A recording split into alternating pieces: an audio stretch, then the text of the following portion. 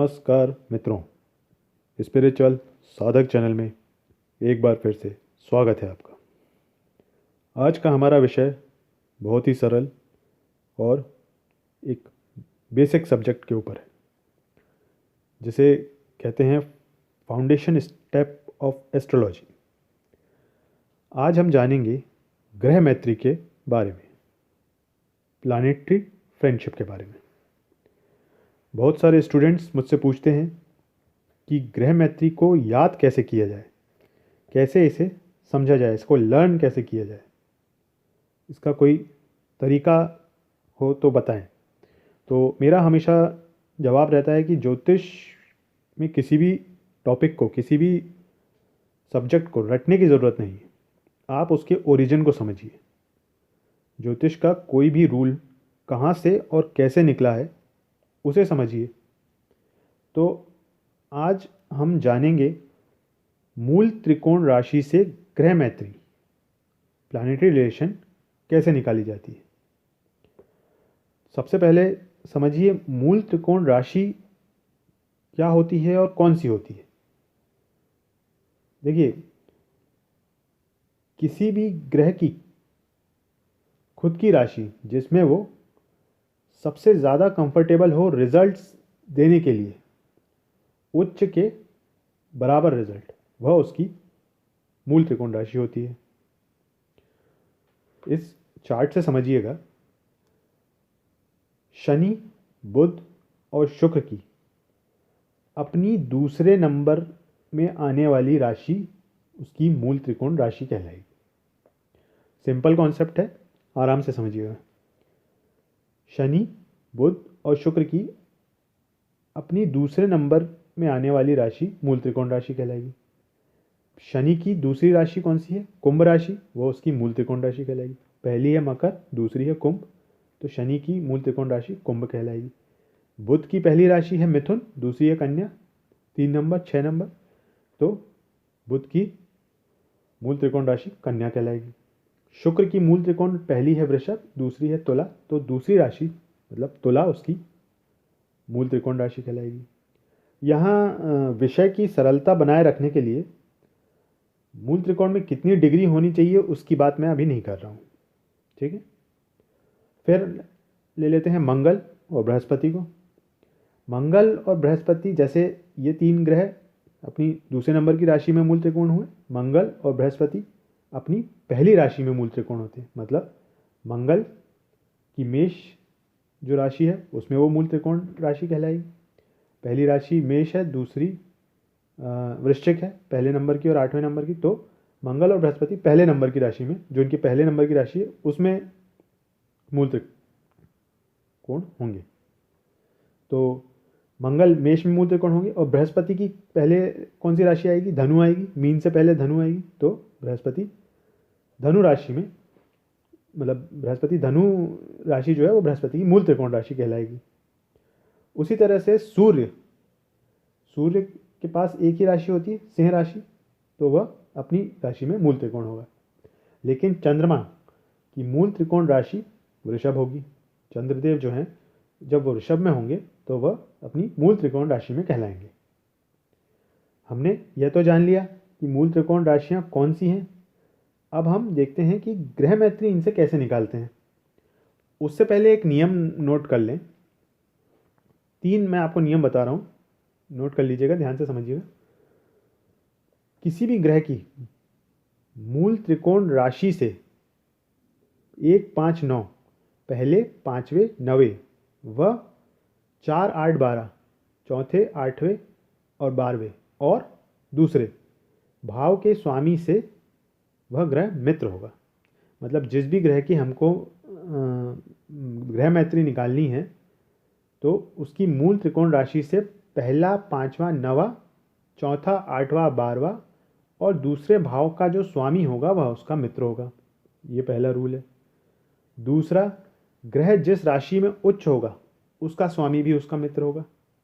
जैसे शुक्र मीन राशि में उच्च के होते हैं तो बृहस्पति जो है वह शुक्र के मित्र होंगे। दूसरा रूल है, ग्रह की उच्चस्थ राशि का स्वामी ग्रह भी मित्र ही कहलाएगा, ठीक है। जिस राशि में वो ग्रह उच्च का होगा उस राशि का स्वामी उसका मित्र होगा। तीसरा आता है बाकी बचे भाव के स्वामी शत्रु होंगे। हमने देख लिया, पहला 5वां 9वां मित्र हुआ, चौथा 8वां 12वां मित्र हुआ, दूसरा मित्र हुआ, और जिस राशि में ग्रह उच्च का हो रहा है उसका स्वामी मित्र हुआ। अब बाकी बचे शत्रु होंगे, मतलब तीसरा, छठा, 7वां, 10वां और 11वें भाव का स्वामी शत्रु होगा मूल त्रिकोण से। ध्यान दीजिएगा, मूल त्रिकोण से। इसे एक एग्जाम्पल के माध्यम से समझते हैं तो ज़्यादा अच्छे से समझ में आएगा। हम मंगल को ले लेते हैं। यहाँ पे मंगल के हम मित्र, शत्रु और समग्रह निकालते हैं। मतलब मंगल के नेचुरल फ्रेंड्स, एनिमी और न्यूट्रल ग्रह कौन से हैं, न्यूट्रल प्लैनेट्स कौन से हैं, वो हम निकालते हैं। तो सबसे पहले हम मेष लग्न की कुंडली ले लेते हैं। मेष लग्न की क्यों? क्योंकि यह मंगल की मूल त्रिकोण राशि है। यहाँ हम मंगल को लोकेट करते हैं। अपने नियम हमने रख रखे हैं। अब देखिए, 3 हम ग्रुप बना लेते हैं, फ्रेंड्स, एनिमी और न्यूट्रल, मतलब मित्र, शत्रु और सम। ये हमने मित्र बना लिए। अब देखिए, सबसे पहला नियम क्या है? पहले 5वें और 9वें राशि के जो स्वामी होंगे वह मित्र होंगे। तो यहाँ पहला जो है ये तो मंगल की ही राशि हो गई, ठीक है। फिर 5वां देख लेते हैं। 5वां में सूर्य की राशि है, सिंह राशि बन रही है, तो सूर्य इसके स्वामी हुए। तो हम सूर्य को फ्रेंड्स वाले जोन में लिख देंगे। ये हमको नोट करते चलना है, आप देखते जाइएगा, समझ में आ जाएगा धीरे धीरे। फिर 9वें भाव में देखिए, 9वें भाव मतलब ये धनु राशि आ रही, तो धनु के स्वामी बृहस्पति, तो बृहस्पति को हम मित्र वाले उसमें लिख देंगे। फ्रेंड्स वाले उसमें हमने सन को लिखा, अब जुपिटर को लिख दिया, ठीक है। फिर चौथे, 8वें, 12वें भाव के स्वामी भी मित्र होंगे। तो चौथे के स्वामी हुए चंद्रमा, कर्क होने की वजह से, कर्क राशि होने की वजह से, तो हम चंद्रमा को मित्र वाले उसमें नोट कर लेंगे। 8वें के स्वामी तो मंगल खुद ही हैं। फिर हम 12वें में देखेंगे, 12वें के स्वामी बृहस्पति हुए, तो हम बृहस्पति को भी मित्र वाले उसमें नोट कर लेंगे। 12वां जो है वो मीन बन रहा है, तो बृहस्पति मित्र हुए। तो हमने सारे ग्रहों को यहाँ पे मित्र वाले उसमें नोट कर लिया। अच्छा, अब क्या दूसरे भाव के स्वामी भी मित्र होते हैं? तो दूसरा भाव मतलब वृषभ राशि आ रही है दूसरे में। देखिए, वृषभ के स्वामी मित्र होंगे, तो यहाँ शुक्र को हम नोट कर लेते हैं। हम यहाँ वीनस लिख लेंगे, ये भी मित्र हो गए। देखिए, बृहस्पति रिपीट हुए हैं 2 जगह, 9वें और 12वें की वजह से, लेकिन अभी आप इसको नोट कर लीजिए। जब हम इनको कैंसिल करेंगे तब आपको समझ में आएगा जुपिटर, वीनस या सैटर्न कौन इनमें कैंसिल होते हैं, एनिमी में कौन आ जाते हैं, फ्रेंडशिप में किसकी फ्रेंडशिप रहती है, फ्रेंड्स में कौन रहते हैं, वो आप समझते चलिएगा। तो दूसरे भाव के स्वामी हमने शुक्र को भी यहाँ मित्र वाले उसमें लिख लिया। अब दूसरा जो हमारा नियम था कि जिस राशि में वो ग्रह उच्च का होता है उसका स्वामी भी मित्र होता है। तो मंगल कौन सी राशि में उच्च का होता है? मंगल मकर में उच्च का होता है, और मकर राशि के स्वामी कौन है? शनि। तो दूसरे नियम के हिसाब से वह भी मित्र हुए। हम यहाँ पे सैटर्न को लिख लेंगे, शनि को लिख लेंगे, नोट कर लेंगे शनि को। तो ये फ्रेंड्स हमने बना लिए हैं मंगल के। अब बाकी बचे शत्रु। तो बाकी कौन से बचे? तीसरे के स्वामी बुध को नोट कर लीजिए एनिमी में, शत्रु वाले उसमें। छठे के स्वामी बुध, फिर से बुध को नोट कर लीजिए, शत्रु वाले उसमें आ गई।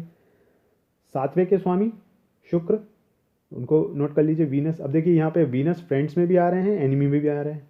आगे देखिएगा हम इनको कैसे सिंप्लीफाई करते हैं। और 11वें के स्वामी देख लीजिए, अब 7वें के हो गए और अब 11वें के देख लेते हैं। 11वें के स्वामी कौन आएंगे? शनि आ जाएंगे। तो यहाँ पे हम शनि को भी नोट कर लेते हैं, शनि शत्रु हुए।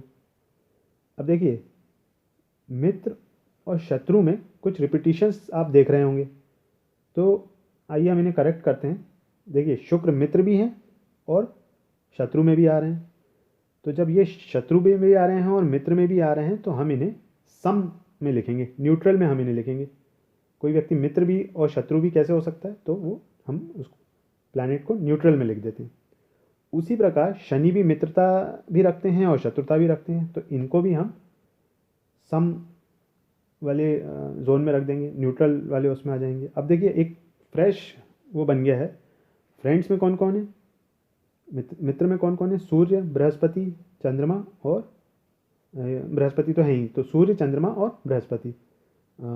शत्रु में आ गए बुध, और सम में आ गए शुक्र और शनि। तो इस तरह से हम ये एक फ्रेश टेबल हमने बना ली है और क्लियर किया है कि मंगल के मित्र कौन से हैं, शत्रु कौन है और सम कौन है। इसी प्रकार आप हर ग्रह की मूल त्रिकोण राशि का यूज करके उस ग्रह की मैत्री दूसरे ग्रहों से देख सकते हैं। तो ये थी नैसर्गिक मैत्री। इसी तरह तात्कालिक मैत्री और पंचदा मैत्री भी होती है। मतलब नेचुरल रिलेशनशिप तो था ही, टेम्पररी रिलेशनशिप और कंपाउंड रिलेशनशिप ऑफ प्लैनेट्स भी होता है। वो एक बड़ा विषय है, उसको भी हम कभी वीडियो में लेके और समझेंगे। आज का जो हमारा टॉपिक था वो एक बेसिक और सिंपल जो फाउंडेशन रहता है एस्ट्रोलॉजी का, फाउंडेशन स्टेप, वो हमने लिया था। और बाकी जो तात्कालिक मैत्री, पंचदा मैत्री के ऊपर वीडियो है वो भी हम आगे करेंगे। और आगे भी ऐसे ही नॉलेजेबल वीडियो देखने के लिए आप चैनल को सब्सक्राइब ज़रूर कर दीजिएगा। यह वीडियो अच्छा लगा हो तो लाइक और शेयर करिएगा। आपका बहुत बहुत धन्यवाद।